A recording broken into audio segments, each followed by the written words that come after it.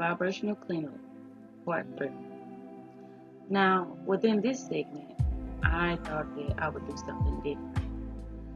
I decided to read a couple of pages out of my journal.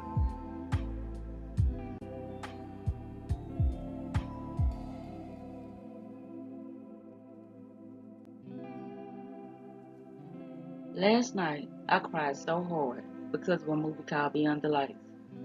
And within this movie, I saw something that I felt that I was deprived of, which is romantic love.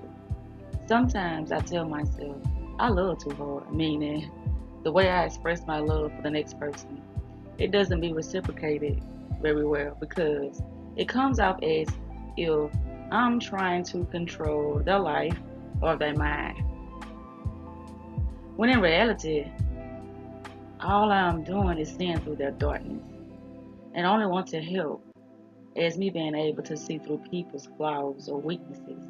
But see, what I've noticed is that when I have those encounters, they are the other's karma, meaning they have to see their mistakes to learn. But there lies the problem. They don't know it, yet they want their oblivion mental patterns to stop. My job is to strengthen my capabilities due to the lack of understanding of why the whole process is taking place. Damn, I just figured this out. Wow. So at first, those who were before me when I was younger were my karma, but they didn't know it, and neither did I. But now that I am wiser, I see for myself, and those who haven't opened up to their inner self yet. Because one thing I can vouch for is that even when you're weak, closed-minded, or ignorant, your higher self still speaks. We just not aware of those moments due to the many distractions that be taking place throughout the days and our inability to know how we would like to live our life as an individual and not as others may seem to think we should live ours. This whole process takes dedication and courage because the things that are asked of you from your higher self can seem pretty scary if you're not confident in self yet. So the game of life is only there to build character, vision, strength, and wisdom, along with clarity in order to play your game of life.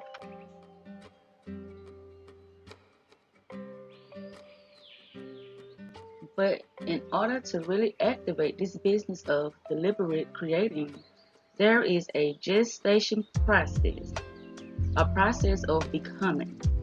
And the amount of time that it takes from the inception of an idea at its full fruition, and also what you are doing with your thoughts.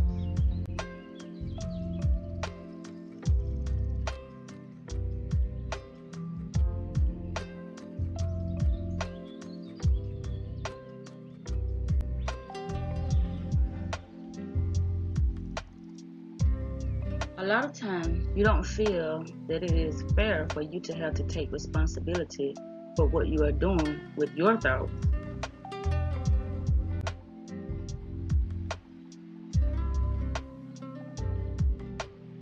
We believe because something is true that it's really happening and deserves a lot of our attention. However, just because it is true, it is not criteria for giving your attention to it. Because there are a lot of things that are true that has already manifested that you don't want to continue to manifest. A lot of things that you don't want to experience. You must withdraw your attention from it. And if there is something that you want to experience, you must give your full attention to it.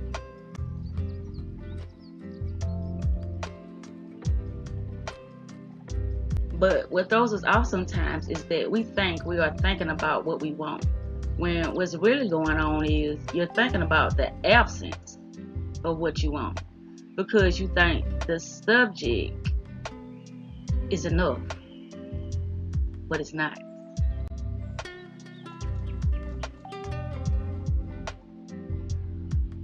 Okay, let me get this straight. In other words, if I want more money and I'm thinking about more money, then shouldn't more money be coming to me?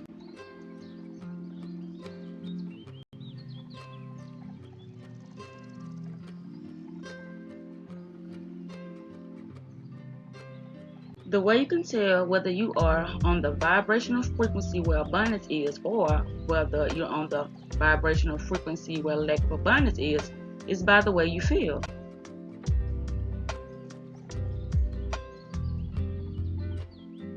When you're having thoughts, if you are feeling discomfort, you're not thinking about abundance. You're thinking about the absence of abundance.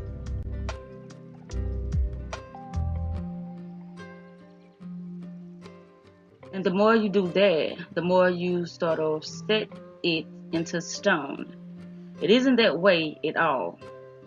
But the more you create a habit of thought, that's where a belief is.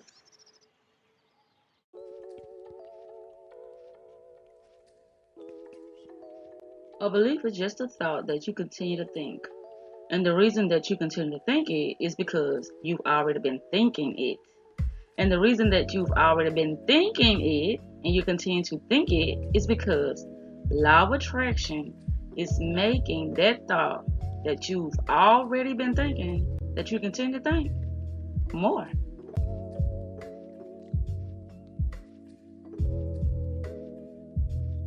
Why don't we already know this? Because we are not paying attention to how we feel when we're thinking thoughts.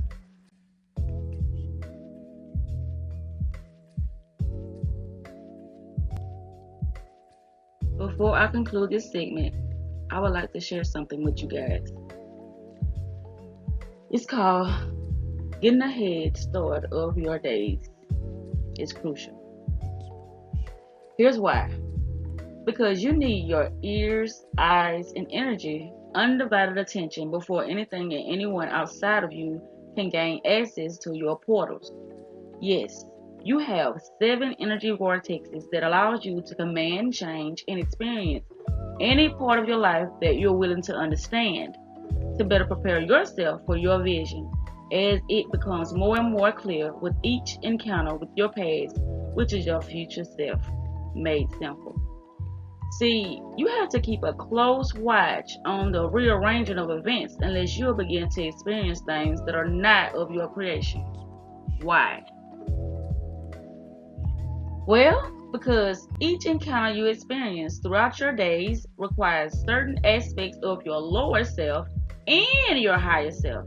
And when you're not fully present within your day-to-day rituals, you then allow your subconscious to become hijacked via someone else's contract rather than conscious or unconscious of the full disclosure of their demands.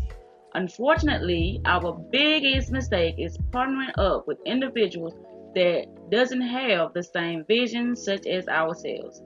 Our downfall has always been thinking that everyone has the same intentions or has complete control over their consciousness. When every last soul within this realm has been conditioned to think and act a certain way. But it was always up to the individual to see through the curse and begin to write new spells that would override those beliefs that had them stuck in a mind that didn't belong to their soul. This is why it is very imperative that we are awake to our focus. Our focus determines what we feel, learn, think, experience throughout our days. Here's what I've noticed. I've noticed that I'm a superwoman, but I'm not everybody's superhero. I can't save everybody, only me.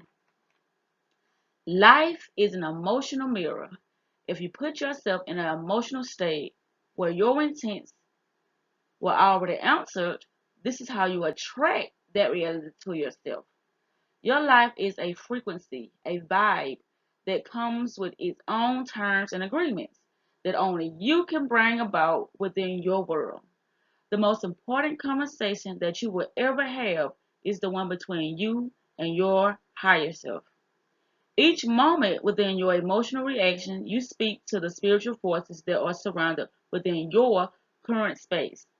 And every time you send out your intentions, Your perception alters your reality due to inner or external spells you've boxed your own spirit in. All of us place ourselves within different timelines, spaces that requires a specific energy to co-create with. Your job is to become aware of that frequency when it appears, the direction of ideas, and how they counteract with your ideas. Reciprocity.